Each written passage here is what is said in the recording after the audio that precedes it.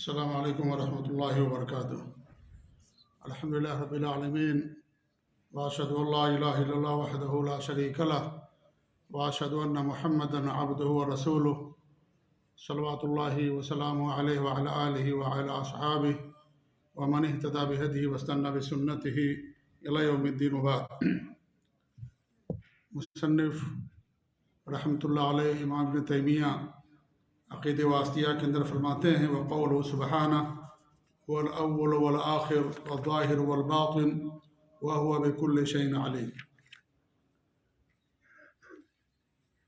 جیسا کہ آپ لوگوں کو معلوم ہے کہ یہ کتاب اللہ رب العالمین کے تعلق سے ہمارا کیا عقیدہ ہونا چاہیے اس کے بارے میں یہ کتاب لکھی گئی، اور شروع میں اللہ کے اسماء اور صفات کے تعلق سے مصنف رحمۃ اللہ علیہ بڑی تفصیل کے ساتھ اس عقیدے کو بیان کر رہے ہیں، اور اس سے پہلے آیت الکرسی کی تفسیر آپ لوگوں کے سامنے کی گئی، جو قرآن کریم کی سب سے عظیم آیت ہے، اور ابھی میں پڑھ رہا تھا شیخ ابن عثیمین رحمۃ اللہ علیہ کی شرح اس کتاب کی، تو انہوں نے بیان کیا ہے کہ آیت الکرسی کے اندر اللہ رب العالمین کے 5 ناموں کا ذکر ہے اور 26 صفات کا ذکر ہے۔ صرف ایک آیت کے اندر اللہ رب العالمین کی 26 صفات ذکر کی گئی ہیں۔ اب اللہ کے کتنے نام ہیں، اللہ تعالیٰ کی کتنی صفات ہیں، اس کا علم اللہ کے علاوہ کسی کے پاس نہیں ہے۔ یہ جو آیت پیش کی گئی ہے، مصنف نے جو پیش کی ہے، اس آیت کے اندر اللہ رب العالمین کے 4 نام بیان ہوئے ہیں۔ یہ سورہ حدید کی آیت ہے اور یہ آیت نمبر 3 ہے۔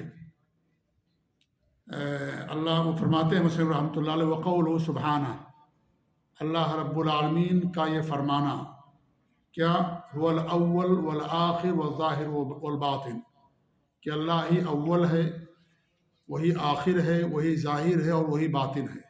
وہو بکل شیء علیم، اور اللہ رب العالمین کو ہر چیز کا علم ہے۔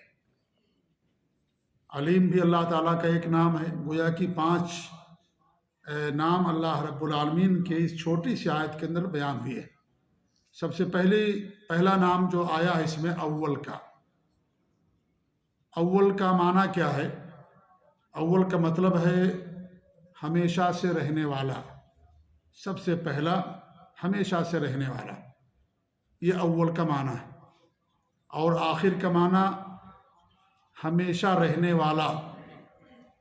اول کا معنی ہمیشہ سے رہنے والا، اور آخر کا معنی ہمیشہ رہنے والا۔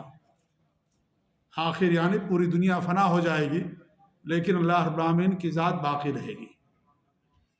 والظاہر، اور ظاہر کا مطلب ہے معنی کہ اللہ رب العالمین سب پر غالب، اور اللہ رب العالمین سب پر بلند۔ اللہ تعالیٰ ہی کا حکم چلتا ہے، لہذا اس کا حکم سب پر غالب ہے۔ اور والباطن کا مطلب ہے کہ اللہ رب العالمین سب سے قریب۔ باطن کا مطلب کہ اللہ تعالیٰ سب سے قریب اور مخفی اور پوشیدہ باتوں کا علم رکھنے والا ہے۔ یہ ان 4 جو اسماء اللہ رب العالمین کے، ان کا یہ معنی ہے۔ اس کی تفسیر ان اسماء کی خود اللہ کے رسول صلی اللہ علیہ وسلم نے فرمائی ہے، جیسا کہ صحیح مسلم کی روایت ہے کہ اللہ کے رسول صلی اللہ علیہ وسلم جب بستر پر جاتے تھے تو سوتے وقت ان کلمات کو پڑھا کرتے تھے۔ کون سے کلمات ہیں؟ اللہم رب السماوات السبع ورب الارض ورب العرش الکریم۔ اے اللہ تعالیٰ تو ہی 7 آسمانوں کا رب ہے، تو ہی زمین کا رب ہے، اور تو ہی عرش عظیم کا رب ہے۔ اور ربنا ورب کل شیء، تو ہی ہمارا رب ہے اور ہر چیز کا تو ہی رب ہے۔ پوری کائنات کا رب اللہ رب العالمین ہے۔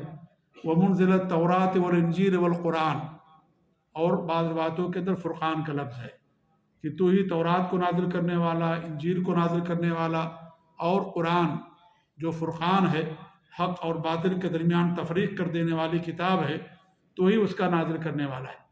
اللہم انی اعوذ بک من شر کل شیء انت آخذ بناصیتہ۔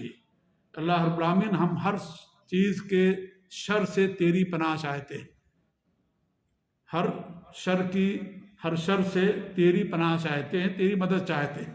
انت آخذ بکل ناصیتی، اللہ تعالیٰ تو ہی ہر چیز کی پیشانی کو پکڑنے والا، یعنی سب اللہ تعالیٰ کے ہاتھ میں، اللہ ہی کے ہاتھ میں پوری دنیا کے خزانے ہیں، سب کچھ اللہ تعالیٰ کے حکم ہی سے ہوتا ہے۔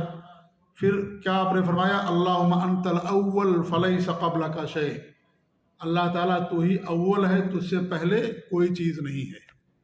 وانت الاخر فلیس بعدک شیء، اور تو ہی باقی رہنے والا آخری ہے، فلیس بعدک شیء، تیرے بعد کوئی چیز نہیں ہے۔ وانت الظاہر فلیس فوقک شیء، تو ہی غالب ہے، تیرے اوپر کسی کو کوئی غلبہ حاصل نہیں ہے، تیرے اوپر کوئی نہیں ہے، تو ہی سب سے بلند ہے، تو ہی سب پر ظاہر ہے، تو ہی سب پر غالب ہے۔ وانت الباطن فلیس دونک شیء، تو ہی باطن ہے، یعنی تو ہی سب سے زیادہ قریب ہے، فلیس دونک شیء، تجھ سے زیادہ کوئی قریب نہیں ہے۔ اور یہ علم کے لحاظ سے ہے، قدرت کے لحاظ سے ہے، ورنہ ذات کے لحاظ سے اللہ رب العالمین عرش پر جلوہ افروز ہے۔ تو اللہ اپنے علم اور قدرت کے لحاظ سے سب سے زیادہ قریب، ہر ایک کے ساتھ اللہ رب العالمین اپنے علم کے لحاظ سے، لیکن ذات کے لحاظ سے اللہ رب العالمین عرش پر جلوہ افروز ہے۔ تو ان الفاظ یا ان اسماء کی تفسیر اللہ کے رسول صلی اللہ علیہ وسلم نے فرمائی۔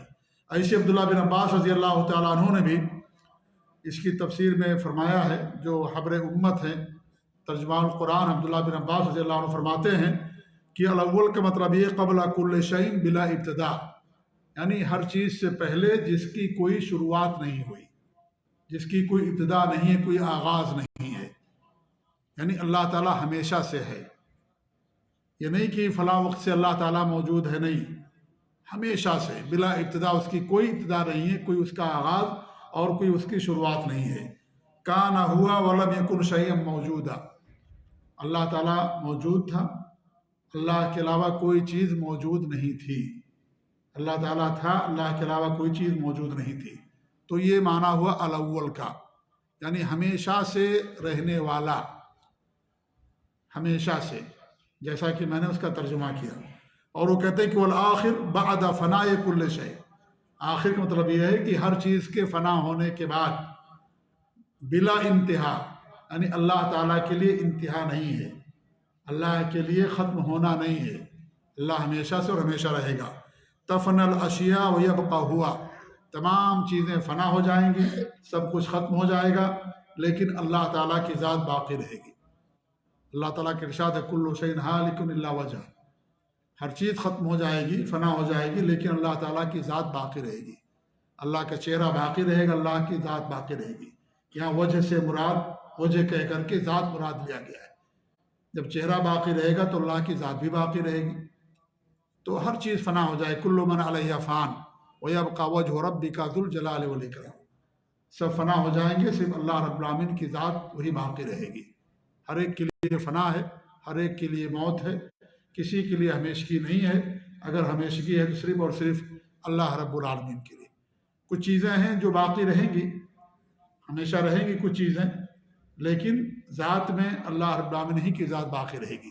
جیسے جنت ہمیشہ رہے گی، جہنم ہمیشہ رہے گی۔ جہنم کو حصہ فنا ہو جائے گا، جس حصے کے اندر جو گنہگار موحدین ہیں وہ جائیں گے، اللہ تعالیٰ اس حصے کو فنا کر دے گا۔ لیکن جو مشرکین اور منافقین اور کافرین کے لیے، اور جن کے لیے جہنم ہمیشہ کے لیے ثابت ہو گئی ہے، وہ جہنم وہ ہمیشہ رہے گی۔ جہنم کا وہ حصہ جہاں موحدین جائیں گے اپنے گناہوں کی وجہ سے، اور اللہ نے ان کی مغفرت نہیں فرمائی، بڑے بڑے گناہ کیے شرک کے علاوہ، تو اس جہنم کا وہ حصہ ختم ہو جائے گا، فنا ہو جائے گا۔ اور یہی مطلب امام ابن تیمیہ رحمۃ اللہ علیہ کے قول کا۔ امام ابن تیمیہ رحمۃ اللہ علیہ پر کچھ لوگوں نے اعتراض کیا ہے کہ وہ کہتے تھے کہ جہنم فنا ہو جائے گی۔ امام ابن تیمیہ رحمۃ اللہ علیہ کا قول نہیں ہے۔ ابن تیمیہ رحمۃ اللہ علیہ کا قول جہنم کے اس حصے کے بارے میں ہے جہاں پر موحدین جو بڑے بڑے گناہ کیے ہوں گے، جن کو اللہ وہاں رکھے گا۔ جب ان سارے لوگوں کو گناہوں کی سزا مل جائے گی تو اللہ تعالیٰ ان کو جہنم سے نکال کر جنت کے اندر لائے گا، تو وہ حصہ ختم ہو جائے گا۔ وہ امام ابن تیمیہ کا قول ہے، لیکن لوگوں نے ان کے قول کو نہیں سمجھا اور ان کی طرف یہ منسوب کر دیا کہ وہ اس بات کے قائل تھے کہ جہنم فنا ہو جائے گی۔ نہیں، یہ امام ابن تیمیہ رحمۃ اللہ علیہ قول نہیں ہے، اور نہ ہی کسی سلف صالحین کے نہج پر چلنے والے کسی عالم کا قول ہے یہ، کیونکہ جہنم ہمیشہ رہے گی اور جنت بھی ہمیشہ رہے گی۔ جہنم کوئی حصہ فنا ہو جائے گا جس میں موحدین بڑے بڑے جنہوں نے گناہ کیے ہوں گے، جو جس حصے میں اللہ ان کو ڈالے گا وہ حصہ ختم ہو جائے گا، باقی جہنم ہمیشہ رہے گی۔ تو جنت بھی رہے گی ہمیشہ، جہنم ہمیشہ رہے گی، روح ہمیشہ باقی رہے گی، کرسی ہمیشہ باقی رہے گی، عرش، یہ سب مخلوق ہیں، یہ ہمیشہ باقی رہیں گے، ہے کہ نہیں ہے؟ تو یہ ساری چیزیں ایسی ہیں، لوح محفوظ ہمیشہ باقی رہے گا، ٹھیک ہے، قلم ہے باقی رہے گا، تو کچھ چیزیں ہیں جو باقی رہیں گی، جی۔ تو ورنہ سب کے لیے فنا ہے، سب کے لیے موت ہے، اور سب کو ایک دن ختم ہو جانا ہے۔ تو عبداللہ بن عباس فرماتے ہیں کہ آخر کا مطلب یہ ہے کہ ہر چیز فنا ہو جائے گی، اللہ تعالیٰ ہی کی ذات باقی رہے گی۔ الظاہر الغالب العالی علی کل شیء، ظاہر کا مطلب یہ ہے کہ وہ ذات جو غالب ہے، بلند ہے ہر چیز پر، کیونکہ اللہ رب العالمین عرش پر جلوہ افروز ہے، اور سب سے اونچی مخلوق عرش ہے، عرش پر اللہ رب العالمین کی ذات ہے۔ اونچی مطلب یہ ہے بلندی کے لحاظ سے، بلندی کے لحاظ سے عرش جو ہے، اور اس کے بعد اس عرش پر اللہ رب العالمین کی ذات جلوہ افروز ہے۔ تو اللہ رب العالمین کا حکم سب پر غالب ہے، اللہ رب العالمین سب پر بلند ہے، اللہ ہی کے لیے ہر طرح کا علو ہے۔ اور اس سے پہلے علو کی 3 قسمیں نے بتائی تھی کہ علو کا مطلب یہ ہوتا ہے کہ اللہ رب العالمین مرتبے کے لحاظ سے، قدر اور احترام کے لحاظ سے اللہ رب العالمین کو ہر طرح کی بلندی حاصل ہے۔ اور ہے دوسرا علو قہر، قہر کا مطلب یہ ہے کہ اللہ رب العالمین کا حکم سب پر چلتا ہے، اللہ کا حکم سب پر غالب ہے۔ اور تیسرا علو یہ ہے کہ اللہ رب العالمین کی ذات سب سے اوپر ہے اور عرش پر جلوہ افروز ہے۔ 2 طرح کا علو جو اہل باطل اہل بدعت وہ مانتے ہیں، لیکن ذات کی بلندی وہ نہیں مانتے، وہ کہتے ہیں کہ اللہ تعالیٰ ہر جگہ موجود ہے اس کی ذات، نعوذ باللہ من ذالک۔ اور وہ تمام آیتیں جن میں اللہ رب العالمین نے علو کا بیان کیا ہے، اس کا مطلب یہ لیتے ہیں کہ اللہ رب العالمین کا حکم سب پر غالب ہے، اللہ رب العالمین کا سب سے بڑا ادب اور احترام ہونا چاہیے، اس کی منزلت اور اس کی قدر سب زیادہ ہونی چاہیے، اس کا مطلب ہے۔ حالانکہ میں نے بڑی تفصیل سے بتایا تھا کہ اس کا مطلب نہیں ہے، بلکہ اللہ رب العالمین کے لیے 3 طرح کا علو، اور ایک علو ذات کا علو کہ اللہ تعالیٰ کی ذات سب پر بلند ہے، عرش پر جلوہ افروز ہے، اوپر ہے وہ، اور یہ نبیوں کا، صحابہ کا اور سب کا دین یہی رہا ہے کہ اللہ رب العالمین کی ذات عرش پر جلوہ افروز ہے، جی۔ تو الظاہر کا مطلب یہ ہوا کہ الغالب العالی علی کل شیء، جو غالب ہے اور ہر چیز پر جو بلند ہے۔ الباطن کا معنی کیا انہوں نے کہ العالم بکل شیء، کہ ہر چیز کا جاننے والا، یعنی مخفی سے مخفی چیزوں کا علم رکھنے والا کون ہے؟ اللہ رب العالمین۔ تو جو کیا نام ہے باطن ہے، اس کا ایک معنی یہ بھی ہے کہ اللہ رب العالمین ہر چیز کو جاننے والا ہے، اور یہاں مراد یہ ہوگا کہ باطن اور جو مخفی پوشیدہ چیزیں ہیں ان تمام چیزوں کا جاننے والا ہے۔ اور دوسرا معنی کیا میں نے بیان کیا؟ سب سے زیادہ قریب، کہ اللہ رب العالمین سب سے زیادہ قریب اپنے علم اور قدرت کے لحاظ سے، لیکن ذات کے لحاظ سے اللہ رب العالمین کی ذات عرش پر جلوہ افروز ہے، جی۔ تو یہ اللہ رب العالمین کے 4 نام ہیں، الاول والآخر والظاہر والباطن، اور حدیث کے اندر جو ہے ان کا معنی بیان کیا گیا۔ وَهُوَ بِكُلِّ شَيْءٍ عَلِيمٌ، اللہ رب العالمین ہر چیز کا علم رکھنے والا ہے، ہر چیز کا علم۔ دنیا میں معمولی سی معمولی چیز بھی واقع ہوتی ہے، اللہ رب العالمین کو اس کا علم تھا اور ہمیشہ سے اس کا علم ہے۔ کچھ اہل باطل ہیں جو کہتے ہیں کہ اللہ رب العالمین کو بعد میں اس کا علم ہوتا ہے، جب وہ چیز واقع ہو جاتی ہے، واقع ہو جانے کے بعد تو انسان کو بھی علم ہو جاتا ہے کہ مجھے فلاں جگہ نہیں جانا چاہیے تھا، ایکسیڈنٹ ہو گیا، بچ گیا تو نہیں جانا چاہیے تھا مجھ کو، یا لوگ کہہ دیتے ہیں کہ ان کو نہیں جانا چاہیے تھا۔ تو اس میں اللہ تعالیٰ کی کیا خصوصیت ہے؟ اللہ رب العالمین کو ہر چیز کا علم ہے، ہمیشہ سے اور ہمیشہ رہے گا۔ کسی چیز کے واقع ہونے سے پہلے، اس کے پیدا ہونے سے پہلے، اگر اور جو چیز نہیں ہوئی، اگر ہوتی تو کیسے ہوتی، ہر چیز کا علم، ایک ایک جز کا اللہ رب العالمین کو علم ہے۔ دنیا میں کوئی بھی چیز اللہ رب العالمین کے علم کے بغیر ہوتی ہی نہیں ہے۔ اللہ کے حکم اور اس کی مشیت کے بغیر کوئی چیز نہیں ہوتی ہے۔ پتا بھی اللہ رب العالمین کے علم کے بغیر نہیں گرتا ہے، اس کے حکم کے بغیر نہیں گرتا ہے۔ ایک چونٹی بھی نہیں مرتی ہے جب تک کہ اللہ تعالیٰ کا حکم نہیں ہوتا، اللہ تعالیٰ کی مشیت نہیں ہوتی ہے۔ تو اللہ رب العالمین کو ہر چیز کا علم ہمیشہ سے ہے اور ہمیشہ رہے گا۔ تو اللہ کا ایک نام العلیم بھی ہے۔ اللہ فرماتا ہے وَأَنَّ اللَّهَ قَدْ أَحَاطَ بِكُلِّ شَيْءٍ عِلْمًا، اللہ رب العالمین نے ہر چیز کو اپنے علم سے گھیرے میں لیے ہوئے ہے۔ اللہ کے علم سے کوئی چیز خالی نہیں ہے۔ اللہ ہمارے ساتھ اپنے علم کے لحاظ سے ہے اور اپنی قدرت کے لحاظ سے، البتہ ذات کے لحاظ سے اللہ رب العالمین عرش پر جلوہ افروز ہے۔ جی اگر کوئی عقیدہ رکھتا ہے کہ اللہ تعالیٰ کی ذات ہر جگہ ہے تو کیا ہے وہ؟ یہ کفر کا عقیدہ ہے۔ جی ایسا عقیدہ رکھنا کفر ہے، یہ غیر مسلموں کا عقیدہ ہے۔ یہ مسلمان کا عقیدہ نہیں ہو سکتا کہ اللہ تعالیٰ کی ذات ہر جگہ ہے، اللہ اپنے علم کے لحاظ سے۔ پھر فرماتے وقولہ سبحانہ، اللہ رب العالمین کا یہ فرمانا وَتَوَكَّلْ عَلَى الْحَيِّ الَّذِي لَا يَمُوتُ، اس ذات پر توکل کرو جو ہمیشہ زندہ رہنے والی ہے، الذی لا یموت، جسے کبھی موت لاحق نہیں ہوگی۔ الحی اللہ کے ناموں میں سے ایک نام ہے، اور اللہ کے جو بھی نام ہیں ہر نام سے صفت ثابت ہوتی ہے، لیکن ہر صفت سے نام نہیں نکلتا ہے، یہ قاعدہ ہے۔ الحی اللہ کا نام ہے اور اس کی صفت کیا ہو گئی؟ زندگی، ہمیشہ کی والی زندگی، ٹھیک ہے۔ تو اللہ کے ہر نام سے صفت ثابت ہوتی ہے، لیکن اس کی صفت سے نام نہیں ثابت ہوتا ہے۔ جیسے اللہ تعالیٰ آسمان دنیا پر نزول فرماتا ہے، نزول کرتا، اترتا ہے، اترنا صفت ہے، اس سے اللہ تعالیٰ کا نام نازل نہیں ثابت ہوگا۔ اللہ تعالیٰ کے بارے میں کہ اللہ آئے گا قیامت کے دن، تو آنا اللہ کی صفت ہے، لیکن المجی یہ اسم جو ہے یا جائی، یہ صفت اللہ کی نہیں ہے، یہ نام نہیں اللہ رب العالمین کا۔ ایسے اللہ تعالیٰ غصہ کرتا ہے تو یہ نہیں کہ اللہ تعالیٰ کا نام ہے غاضب یا غضبان، نعوذ باللہ، نہیں۔ غصہ کرنا صفت ہے، غضب صفت ہے، غضب سے صفت سے اسم ثابت نہیں ہوتا، نام نہیں ثابت ہوتا، البتہ نام سے صفت ثابت ہوتی ہے۔ تو یہ سب اللہ رب العالمین کے نام الحی، یہ بھی اللہ رب العالمین کا نام ہے، جیسا کہ آیت الکرسی کے اندر یہ لفظ گزر چکا ہے، الحی القیوم۔ اور یہ نام قرآن کریم کے اندر جو 3 جگہوں پر ایک ساتھ آئے ہوئے ہیں، الحی القیوم، جیسا کہ آیت الکرسی کے اندر اس کا ذکر ہوا۔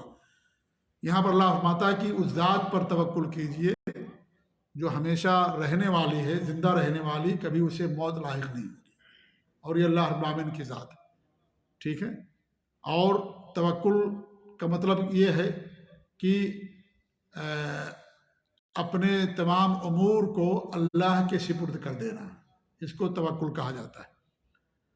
اور اس کی تعریف یہ کی گئی ہے، یا علماء نے اس کی تعریف یہ کی ہے کہ منفعت کے حصول اور نقصان کو دور کرنے کے لیے اللہ رب العالمین پر دل سے سچا اعتماد، سچا توکل کرنا، اسباب کو اختیار کرتے ہوئے، اس کو توکل کہا جاتا ہے۔ اسباب اختیار کر کے اللہ کے ذات پر بھروسہ کرنا، کسی منفعت کے پانے کے لیے یا کسی نقصان کو دور کرنے کے لیے، اس کو توکل کہا جاتا ہے۔ توکل یہ اسباب چھوڑنے کا نام نہیں ہے۔ جو انسان اسباب نہیں اختیار کرتا ہے وہ اللہ تعالیٰ کی حکمت میں قد ہے یہ، جی۔ اس لیے توکل کے لیے اسباب اختیار کرنا ضروری ہے۔ اللہ رب العالمین نے دنیا کی چیزوں کو سبب پر جوڑ دیا ہے، سبب کے بعد وہ چیزیں ہوتی ہیں۔ آپ شادی کریں گے تب اولاد ہوگی، شادی کرنا یہ سبب ہے ایک۔ آپ شادی نہ کریں اور اللہ تعالیٰ سے دعا اور امید رکھیں کہ اللہ ہمیں نیک اولاد عطا کر دے، نہیں ہوگا ایسا۔ زمین سے، پہاڑ سے اولاد نہیں نکلے گی، اللہ رب العالمین اس کو سبب سے جوڑ دیا ہے۔ تو ایسے ہی سبب چھوڑ دینا یہ توکل نہیں ہے۔ یہ توکل یہ کہ انسان سبب اختیار کرے، نتیجہ اللہ تعالیٰ کی ذات پر چھوڑ دے، اس سبب پر اس کا اعتماد نہ ہو، اعتماد ہو اللہ کی ذات پر۔ سبب صرف ذریعہ اور سبب ہے، اس لیے کبھی سبب پایا جاتا ہے لیکن نتیجہ اس کا نہیں نکلتا ہے۔ کتنے لوگ شادی شدہ، ان کے پاس اولاد نہیں ہے، کتنے لوگ تجارت کرتے ہیں لیکن مالدار نہیں ہیں، بہت ساری چیزیں، اسباب پائے گئے لیکن نتیجہ نہیں پایا گیا اس کا۔ تو سبب پر اعتماد کر لینا یہ غلط ہے، آگے آئے گی بات۔ سبب کیا ہے؟ یہ صرف ذریعہ ہے، اصل اعتماد اللہ رب العالمین کی ذات پر ہونا چاہیے۔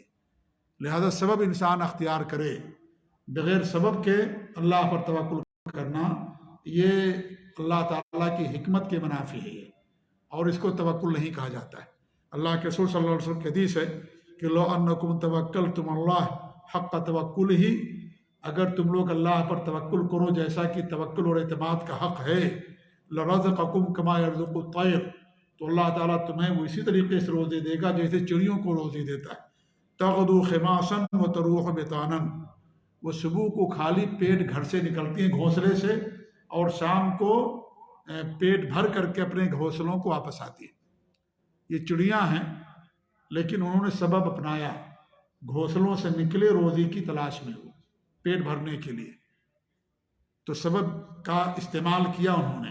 ہمارے نبی نے کہا کہ اگر تم اللہ پر توکل کرو جیسا توکل کرنے کا حق ہے، پھر اللہ فرماتا چڑیوں کو مثال دیا، اور چڑیوں کے بارے میں کہا کہ وہ لوگ چڑیاں جو ہے اپنے گھونسلوں صبح میں نکلتی ہیں اور شام کو پیٹ بھر کر کے واپس ہوتی ہیں۔ تو توکل کا پہلے ذکر اور یہاں سبب کا استعمال ہو رہا ہے، لہذا معلوم ہوا کہ سبب کا استعمال کرنا توکل کے اندر داخل ہے۔ توکل میں سبب استعمال کرنا ضروری ہے، بغیر سبب استعمال کیے ہوئے کوئی چیز نہیں ہوتی ہے۔ دنیا کا نظام اللہ رب العالمین اس طریقے سے بنایا جی۔ اس طریقے سے ایک حدیث آتی ہے، سنن ترمذی کی روایت یہ بھی، اور ابھی میں نے جو حدیث بیان کی وہ بھی ترمذی کی روایت تھی، کہ اللہ کے رسول صلی اللہ علیہ وسلم کے پاس ایک شخص تشریف لائے اور ان سے کہا کہ کیا میں اپنے جانوروں کو چھوڑ دوں اور اللہ پر توکل کروں؟ تو آپ نے کہا نہیں، اطلقھا وتوکل۔ انہوں نے یہ کہا کہ اپنے جانور کو چھوڑ دوں اور توکل کروں، یا جانور کو باندھ کر کے توکل کروں؟ تمہارے بھی نے کیا کہا؟ عاقلھا وتوکل، جانور کو باندھنے کے بعد توکل کرو اللہ رب العالمین پر۔ پہلے سبب اپناؤ، جانور پہلے باندھو، پھر توکل کرو کہ ہمارا جانور بچا رہے گا، ہمارا جانور ضائع اور برباد نہیں ہوگا، گم نہیں ہوگا۔ یہ نہیں کہ اس کو تم نے چھوڑ دیا پھر اللہ پر توکل کیا، یہ نہیں ہے توکل۔ پہلے اس کو باندھو، کیونکہ باندھنے کے بعد بھی کیا ہو سکتا ہے؟ جانور ضائع ہو سکتا ہے، گم ہو سکتا ہے کہ نہیں؟ اس کے بعد بھی ہو سکتا ہے، کیونکہ اللہ تعالیٰ کی اگر مشیت نہیں ہوگی تو جانور باندھنے کے بعد بھی کیا ہوگا؟ ضائع ہو جائے گا، یا گم ہو جائے گا، یا چوری کر لیا جائے گا۔ تو پہلے باندھو، اس کے بعد اللہ رب العالمین پر توکل کرو۔ پہلے ذریعہ اپناؤ، نتیجہ اللہ رب العالمین کی ذات پر چھوڑ دو۔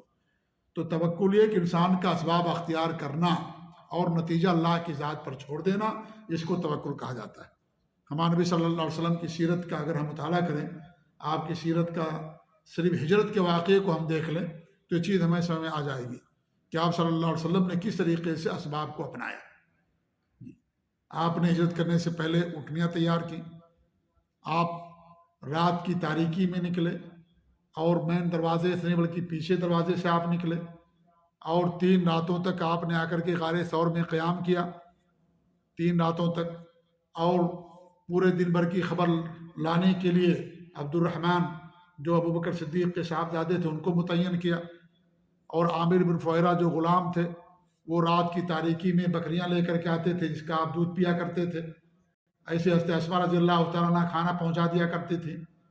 اور پھر 3 دن کے بعد جب قریش مکہ کی تگودو اور ان کی ساری محنت ختم ہو گئی، ڈھونڈ ڈھونڈ کر کے پریشان ہو گئے، تو 3 دن کے بعد پھر آپ نے جس کو رکھا تھا راستہ بتانے کے لیے عبداللہ بن اریقط، وہ 3 دن کے بعد وہ آدمی آیا اور پھر ان کو اس راستے سے لے کر کے گیا مدینہ جو عام راستہ نہیں ہے، کیونکہ آپ کو معلوم تھا کہ لوگ مجھے مدینہ ہی کے راستے پر ڈھونڈیں گے، کیونکہ آپ کے تمام صحابہ مدینہ چلے گئے تھے اور سب کو معلوم تھا کہ آپ مکہ چھوڑ کر کے مدینہ ہجرت کریں گے، اور مدینہ کا جو عام راستہ تھا سب کی یہی خیال تھا کہ اسی راستے پر آپ جائیں گے، تو آپ نے اس راستے کو چھوڑ کر کے دوسرا راستہ لیا، سمندر کا راستہ لیا آپ نے۔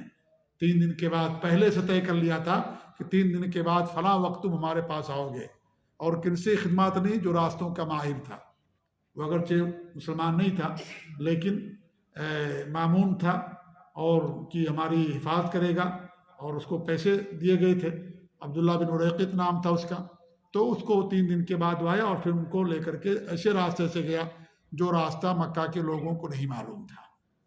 یہ سب آپ نے اسباب اختیار کی نہیں کیا، سارے اسباب تھے آپ کے۔ کیا آپ کو اللہ کی ذات پر توکل نہیں تھا توکل۔ جب آپ غار میں چھپے ہوئے تھے تو حضرت ابوبکر نے کیا کہا تھا، اگر وہ میرے اپنے قدموں کے نیچے دیکھیں گے تو ہمیں دیکھ لیں گے۔ تو ہمارے نبی نے کیا کہا، لا تحزن ان اللہ معنا، تم غم نہ کرو، اللہ ہمارے ساتھ، یعنی اللہ ہماری مدد کرے گا، اللہ ہماری مدد کرے گا۔ تمہارا کیا خیال ہے کہ جن دو کا تیسرا اللہ رب العالمین ہے؟ جی، دو سے مراد آپ اور ابوبکر صدیق رضی اللہ تعالیٰ عنہ۔ اسی لیے قرآن میں اگر کسی کی صحبت کا ذکر ہے تو صرف ابوبکر صدیق ہیں۔ ابوبکر صدیق اذ یقول لصاحبہ لا تحزن، یعنی تم یاد کرو وقت جب وہ اپنے صاحب کہتے ہیں ساتھی کو، اپنے ساتھی سے کہہ رہے تھے لا تحزن ان اللہ معنا، تم غم نہ کرو، اللہ رب العالمین ہمارے ساتھ۔ اسی لیے سلف صالحین کا اس بات پر اجماع ہے کہ اگر کوئی ابوبکر رضی اللہ عنہ کی صحبت کا انکار کر دے وہ مسلمان نہیں ہے، کیونکہ اس کی صحبت کا ذکر اللہ رب العالمین نے قرآن میں کیا ہے۔ نام نہیں بیان کیا لیکن صحبت کا ذکر کیا ہے۔ نام ذکر کیا زید بن حارثہ کا زید، لیکن صحبت کا ذکر کیا اللہ رب العالمین ابوبکر صدیق کا۔ اس لیے اگر کوئی ان کی صحبت کا انکار کر دے کہ ابوبکر صحابی نہیں ہیں، نبی کے صحابہ میں سے نہیں ہیں، تو اس پر اجماع ہے سلف صالحین کا کہ مسلمان باقی نہیں رہ جاتا۔ کیوں؟ اس لیے کہ وہ قرآن کا گویا کہ منکر ہو گیا، اور قرآن کا منکر ظاہر بات ہے وہ اللہ کا منکر ہے، لہذا مسلمان کیسے ہوگا جو قرآن کا انکار کرنے والا ہوگا۔ جی، اور ان کی بیٹی کے بارے میں یہ اجماع ہے کہ اگر کوئی آج ان کی بیٹی کے بارے میں یہ عقیدہ رکھتا ہے کہ نعوذ باللہ ان سے زنا سرزد ہوا، وہ بھی مسلمان نہیں ہے، کیونکہ اللہ رب العالمین نے ان کی برات کی قرآن کریم میں سورہ نور کے اندر 18-19 آیتیں اللہ نے نازل فرمائی ان کی برات اور کے تعلق سے۔ اگر کوئی ان پر الزام لگاتا ہے گویا کہ قرآن کا انکار کرتا، نبی کی تکذیب کرتا، اللہ کی تکذیب کرتا ہے، اللہ کو جھوٹا مانتا، نعوذ باللہ من ذالک، اور جو اللہ کی اور قرآن کی تکذیب کرے مسلمان باقی نہیں رہ سکتا ہے۔ اس پر اجماع ہے سلف صالحین کا۔ لیکن رافضہ جو شیعہ ہیں ایران کے، دنیا میں جہاں بھی رہنے والے ہیں، سب کا عقیدہ یہی ہے کہ ابوبکر صحابی نہیں بلکہ وہ طاغوت ہیں، کہتے ہیں نعوذ باللہ من ذالک، اور انہیں مسلمان ہی نہیں مانتے۔ اور حضرت عائشہ کے بارے میں ان کا یہ عقیدہ کہ نعوذ باللہ انہوں نے زنا کیا، استغفر اللہ۔ یہ ان رافضیوں کا عقیدہ جن کے بارے میں سلف صالحین کا عقیدہ ہے کہ اگر کوئی اجماع کہ اگر کوئی حضرت عائشہ کے بارے میں عقیدہ رکھے کہے تو مسلمان باقی نہیں رہتا۔ تو بات چل رہی تھی توکل کے تعلق سے کہ توکل کا مطلب کیا ہے۔ توکل کا مطلب یہ ہے کہ اسباب اختیار کر کے اللہ کی ذات پر اعتماد کرنا، نتیجہ اللہ کی ذات پر چھوڑ دینا۔ ہم صرف اسباب اختیار کریں، اسی کو توکل کہا جاتا ہے۔ اسباب چھوڑ دینا یہ توکل نہیں ہے، یہ توکل کے خلاف ہے۔ غیر اللہ پر توکل 3 طرح کا ہوتا ہے۔ ایک تو یہ ہے کہ جن چیزوں میں اللہ رب العالمین نے کسی کو اختیار نہیں دیا ہے ان میں اگر کوئی توکل کرتا ہے تو یہ کیا ہے؟ یہ جی احمد کیا ہے؟ جن چیزوں میں اللہ رب العالمین نے کسی کو اختیار نہیں دیا ان میں اگر کوئی آدمی غیر اللہ پر، کسی مخلوق پر، کسی بندے پر اعتقاد رکھتا ہے، توکل رکھتا ہے، تو اس کو کیا کہا جاتا ہے؟ کیا ہے وہ؟ شرک۔ کون سا شرک؟ ہاں، شرک اکبر ہے، بڑا شرک ہے۔ کیا ہے وہ؟ بڑا شرک ہے۔ پیر صاحب ہمیں اولاد دیں گے، اسی پر توکل ان کو کہ اسی پر بھروسہ ہے پیر صاحب کے اوپر۔ یہ کیا ہے؟ یہ اللہ نے کیا اختیار دیا ہے کسی کو اولاد دینے کا، زندہ کرنے کا، مارنے کا، دنیا کا نظام چلانے کا؟ اللہ رب العالمین نے اختیار کسی کو نہیں دیا۔ اگر ان چیزوں میں جن میں اللہ رب العالمین نے کسی کو اختیار نہیں دیا، اگر ان چیزوں میں آدمی کسی پر توکل رکھتا ہے تو اللہ رب العالمین کے ساتھ بڑے شرک کا ارتکاب کرتا ہے۔ اور بڑے شرک کا مطلب یہ ہے کہ وہ ہمیشہ ہمیشہ جہنم میں رہے گا اگر اس نے توبہ نہیں کیا تو۔ ایسے آدمی پر جنت حرام ہو جاتی ہے، ہمیشہ ہمیشہ ایسے لوگ جہنم کے اندر رہیں گے۔ دوسری قسم یہ ہے کہ انسان اسباب پر بھروسہ کرے، ٹھیک ہے؟ کس پر بھروسہ کرے؟ اسباب، جو جائز اسباب ہیں اسی پر بھروسہ کرے، ٹھیک ہے؟ تو یہ کیا ہے؟ یہ شرک اصغر ہے، ماشاءاللہ یہ چھوٹا شرک ہے۔ توکل ہمیں اللہ کی ذات پر ہونا چاہیے، یہ صرف اسباب اور ذرائع ہیں، یہ اصل نہیں ہیں۔ جیسے مثال کے طور پر دوا شفا کا ذریعہ ہے، اب آپ یہ کہیں کہ دوا پر توکل ہمارا ہو جائے کہ یہی ہم کو شفا دینے والی چیز ہے، تو کیا ہوگا؟ یہ اللہ کے ساتھ یہ شرک ہوگا، لیکن چھوٹا شرک، کیونکہ اللہ رب العالمین اس کو سبب بنایا ہے۔ اگر سبب نہ ہو تو بڑا شرک ہو جائے گا۔ جیسے کوئی موبائل گلے میں باندھ لے اور کہے کہ میرا کینسر ختم ہو جائے گا۔ اللہ نے موبائل کو گلے میں باندھنے سے کینسر کے دور کرنے کا سبب نہیں بنایا، ٹھیک ہے؟ تو جس کو اللہ نے سبب نہیں بنایا، اگر آپ اس کو سبب بناؤ گے تو یہ بڑا شرک ہو جائے گا۔ لیکن جو اللہ نے سبب بنایا ہے وہ صرف سبب اور ذریعہ ہے، دینے والا اللہ رب العالمین ہے۔ اگر آپ اس پر اعتماد کر لیں گے تو یہ چھوٹا شرک ہوگا۔ دوا کیا ہے؟ شفا کا ذریعہ ہے۔ اگر آپ دوا کو شافی سمجھو گے تو چھوٹا شرک ہوگا، ٹھیک ہے؟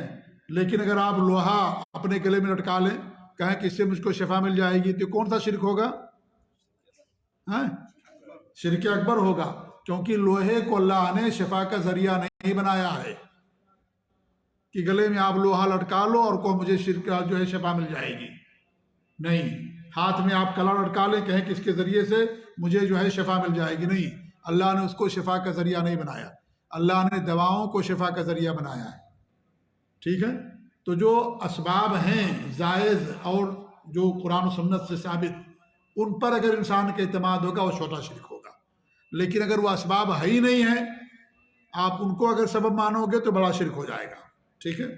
تو دوسری قسم یہ ہے کہ جو اسباب اور ذرائع ہیں اس پر اگر انسان توکل کرتا ہے تو یہ چھوٹا شرک کہلاتا ہے۔ اب تیسری قسم کیا بنتی ہے کہ جن چیزوں میں اللہ رب العالمین نے کسی کو اختیار دیا ہے، آپ اگر ان پر کرتے ہیں بھروسہ تو وہ کیا نام ہے، وہ شرک نہیں ہے بلکہ وہ جائز ہے آپ کے لیے۔ اللہ نے کسی کو اختیار دیا ہے کہ بھئی فلاں صاحب ہیں، وہ کمپنی میں نوکری لگاتے ہیں، ان کے ذریعے سے ہوتی ہے، تو آپ ان کو ذریعہ صرف سمجھیں تو وہ چیز آپ کے لیے جائز ہے، کوئی مسئلہ نہیں، ٹھیک ہے؟ کیونکہ وہ کمپنی میں آپ کی نوکری لگاتے ہیں، یا اس طریقے سے کوئی بھی چیز ہو جس میں اللہ رب العالمین نے کسی کو اختیار دیا ہے، آپ اگر ان سے مدد لیتے ہیں اور یہ کہتے ہیں کہ بھئی ان کے ذریعے سے ہمارا کام ہو جائے گا، تو وہ جائز ہے آپ کے لیے، اس میں کوئی حرج کی بات نہیں۔ وہ غیر اللہ پر توکل نہیں ہے، وہ دراصل اللہ رب العالمین ہی پر توکل ہے، کیونکہ اللہ نے اسے آپ کے لیے بھیجا اور اس کے ذریعے سے اللہ رب العالمین نے آپ کا کام کیا۔ تو وہ یہ غیر اللہ پر توکل وہ نہیں کہلاتا ہے، اور وہ جائز ہے، کیونکہ اللہ رب العالمین نے اس شخص کو اس کے اندر کیا کر دیا ہے، اختیار دیا ہے، کیونکہ یہ چیز جو ہے شریعت کے اندر جائز ہے۔ جیسے نبی صلی اللہ علیہ وسلم، آپ نے ایک صحابی کو بھیجا جا کر کے میرے لیے جانور خرید لاؤ، ان پر آپ نے اعتماد کیا، یا اس طریقے سے آپ نے جو ہے عبداللہ بن اریقط کو آپ نے راستہ بتانے کے لیے آپ نے اس کو رکھا، اس پر آپ نے اعتماد کیا کہ ہمیں اس راستے سے لے کر کے جائے گا، ایسے راستے سے جو مکہ کے لوگوں کو نہیں معلوم ہے۔ تو جو چیزوں میں اللہ نے کسی کو اختیار دیا ہے، ان میں اگر آپ توکل رکھتے ہیں ان کے اوپر، اور یہ کہ وہ ذریعہ صرف ہے، تو ایسی صورت میں وہ چیز جائز ہے، اور وہ شریعت کے اندر وہ چیز ناجائز نہیں ہوتی، بشرطے کہ اللہ رب العالمین نے انسان کو اس پر اختیار دیا، قدرت دیا۔ لیکن وہ صرف ذریعہ سمجھیں آپ اس کو، اگر آپ اس کو یہ سمجھیں گے، اصل سمجھ لیں گے، تو پھر وہ چھوٹا شرک ہو جائے گا۔ بات واضح ہوئی نہیں واضح ہوئی؟ تو یہ توکل کی 3 قسمیں ہوتی ہیں۔ اللہ پر توکل کرنا ہمارے لیے ضروری، ہمارے ایمان کا حصہ ہے۔ اللہ اور اس کے رسول کا حکم ہے کہ انسان اللہ پر توکل کرے، اور اللہ پر توکل کا مطلب یہ ہے کہ اسباب اختیار کر کے نتیجہ اللہ کی ذات پر چھوڑ دینا، یہ توکل کہلاتا ہے۔ اور جن چیزوں میں اللہ رب العالمین نے کسی کو اختیار نہیں دیا، اگر آپ اس میں کسی پر توکل رکھتے ہیں تو اللہ تعالیٰ کے ساتھ بڑا شرک ہے۔ جو ذرائع اور اسباب ہیں ظاہری، اگر آپ ان پر توکل رکھتے ہیں تو یہ اللہ رب العالمین کے ساتھ چھوٹا شرک ہے، کیونکہ وہ ذرائع اسباب صرف ہیں، اصل کرنے والا اللہ رب العالمین۔ کبھی آپ دوا کھاتے ہیں، دوا شفا کا ذریعہ، لیکن دوا سے شفا نہیں ملتی آپ کو۔ ایک ڈاکٹر سے اللہ رب العالمین نے آپ کو شفا دے دیا، دوسرا مریض کے وہی مرض ہے، اللہ نے اس کے ذریعے شفا نہیں دیا۔ شفا دینے والا اللہ تعالیٰ، یہ صرف ذرائع ہیں، یہ صرف سبب ہیں بس، اصل اللہ رب العالمین کی ذات، ٹھیک ہے؟ تیسری چیز یہ ہے کہ جو اسباب ہیں اور جو جائز ذرائع ہیں، ان میں آپ کسی سے مدد لیتے ہیں، اور اللہ رب العالمین ان کو اختیار دیا ہے۔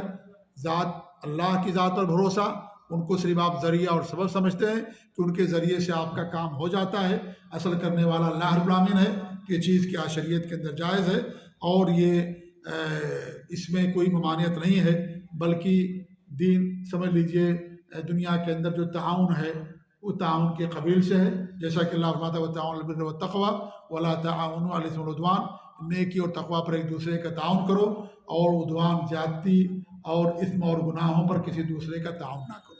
یہ توکل کے تعلق سے تھی، یہیں پر اپنی بات ختم کرتے ہیں۔ اللہ تعالیٰ دعا کرتے ہیں کہ اللہ رب العالمین ہمیں اپنے عقیدے کا علم، توحید کا علم حاصل کرنے کی توفیق دے، اور اللہ رب العالمین ہمیں سلف صالحین کے عقیدے و منہج پر قائم رکھے، آمین۔